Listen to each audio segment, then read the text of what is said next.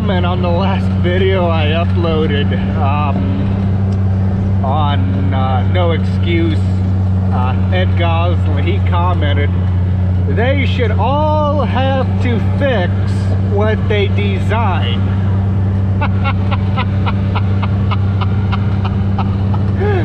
Yes, sir, I agree with you on that one. They all should have to change the engine oil at 1,000 hours on these new Mack Granites that require 3 engine oil filters to run the engine properly. They're a pain in the butt to work on. We had a Volvo truck at one time that I think it was the transmission bolts, mounting bolts went bad. There's a stupid crossbar on the back end that went over top of transmission.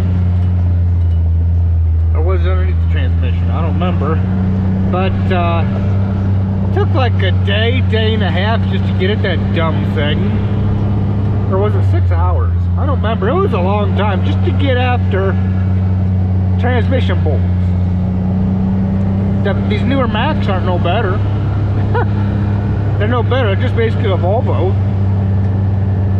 Same interior, same everything.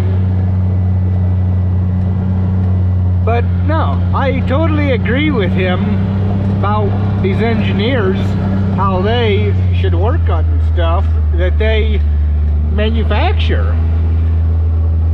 Now, this older stuff, like your 7,000 John Deeres and 4020s, 3010s, you can still work on. Take this Western Star, for example. You can work on it fairly easy. We have never had to get the back of the transmission for everything. It's a semi-tractor. And the trailer come with. The trailer came with the tractor. It's a very reliable tractor. It's got a 3406B in it.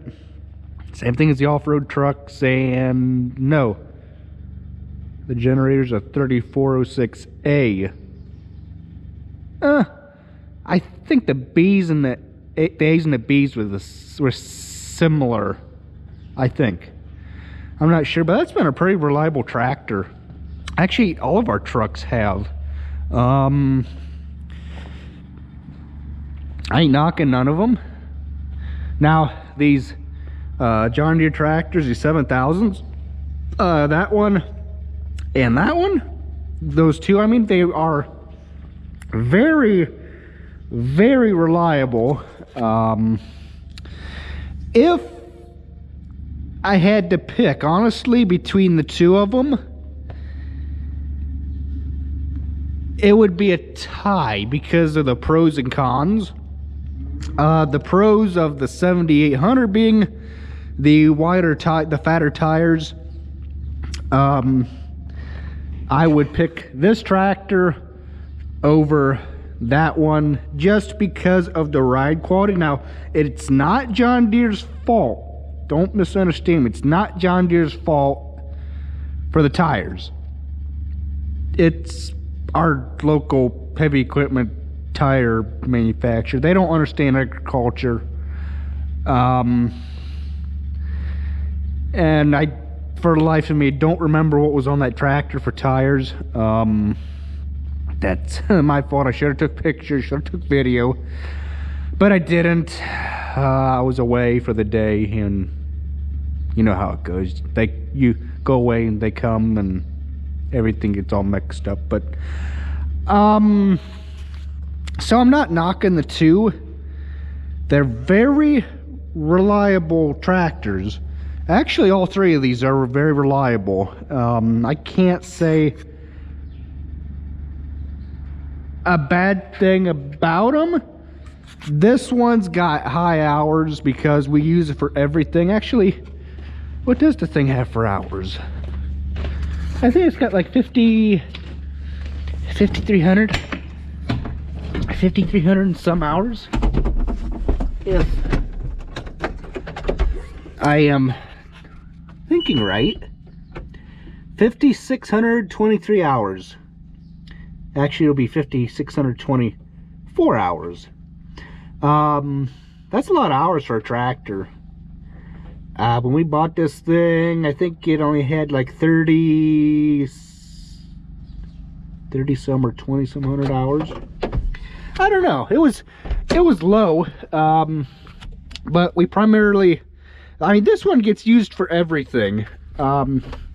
It gets used from everything for doing odd jobs like pulling this grain cart table, or a head, I mean, to spraying is what this monitor here is for. These are all your sprayer controls. I do not spray because I don't have pesticides license and all that happy hoopla.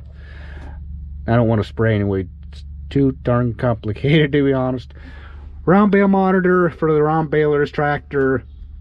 Like I said, does everything from the sprayer all the way up to the dry manure tank. That in between would include making hay, mowing, tedding, raking, and round baling. The round baler and square baler. Okay, so this one has 5,624 hours. Keep that in your guys' head. Let's take a look at this 7800. We bought this from Cope Farms. Well, Ag Pro now, same building, so we just call it Cope Farm just because that's what everybody's used to. Bought this thing. It was listed for 72. What was it? We've seen in the paper. 72.5, I think it was. I'm almost certain it was 72.5. Let's get the 466 in it. I don't know what the 7200 has, but that's 95 horse. This is 145 horse. And this tractor, I can't find nothing wrong with it mechanically other than things I would not want to do. I would not want to fly. Turn the darn radio off every time you get in something. Yeah. One thing I'd do different is I'd move that pedal closer. But you got to cut the floor and everything. This one here just rolled 4,000 hours. 4,112 hours. It's one of the lower tractors, Dad's favorite, just because it has low hours. Yeah, I like this one just for the ride. Yeah, like I said, I like all three of them. They all have their likes and dislikes, except that one. I can't find anything wrong with that one for some reason. That's weird. I'll say John Deere did a good thing by putting a power shift in these. That way you can just go A, B, C, or D. 1, 2, 3, 4. 1, 2, 3, 4. Yeah, I can't find anything wrong. This one does ride better. Okay, so we got, what'd I say,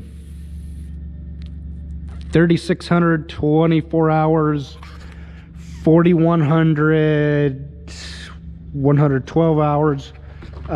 See what this 2070-10. It's got the 6081 in it with what's it got? 175 horse, I think. I'm almost sure it's got 175. I think that's what it comes out to be. Not a mess. Oh, turn the torn radios off. This has got a good 100 more than the 7200 at 5,700, 72 and a half hours. So this has got some hours on it. Usually guys will trade these off about, I've seen online, they'll trade them off at like 5,000, 6,000 hours.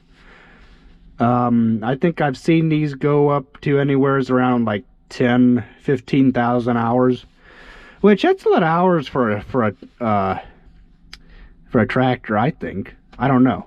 Never had to trade one off with high hours. We've traded others off for big issues, transmission issues, but nothing because of hours. This one's got the same transmission as the smaller 7800 over there, but it's the same but different. It's got your forward and reverse on one lever, then it's got 1, 2, 3, 4 on one stick, and then A, B, C, and D on this taller lever. I was told that this is set up for a loader, which I do not see any, we'll look in a minute, any signs on that frame of a loader bracket or anything.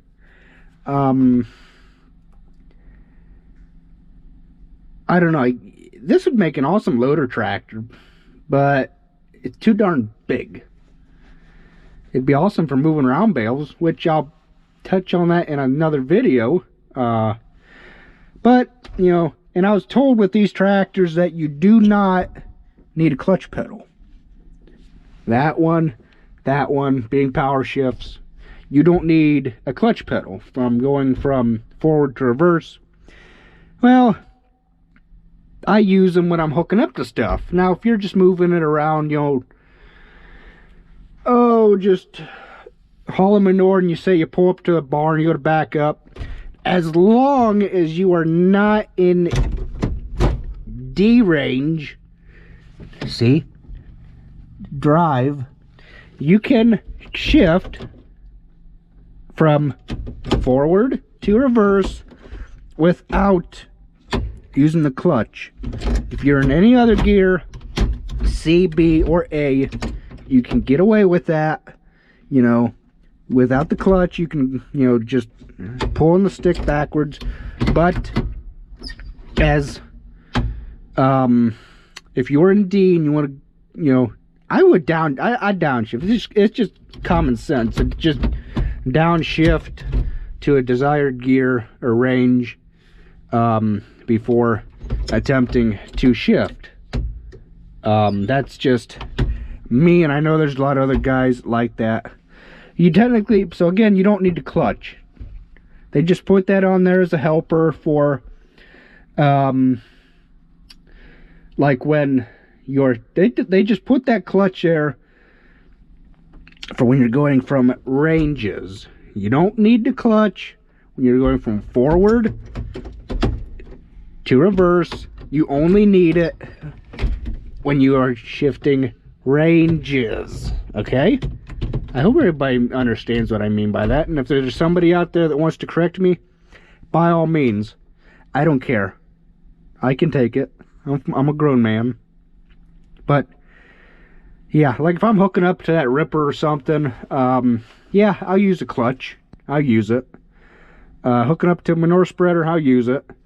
That one, this one, or that one, I'll use it. But you just don't need it when you're going, have something hooked up behind you and you're going to back up. You don't need to clutch. I think that's what I'm trying to get at to everyone. So I hope you guys enjoy this video. If you do, please hit that red subscribe button down there at the corner. If you don't, why, go watch something else and don't subscribe. Leave a comment. I know I encourage you guys to leave comments. Here's the deal. Comments encourage me to do better. Comments are just like talking to people in real life. They, you know,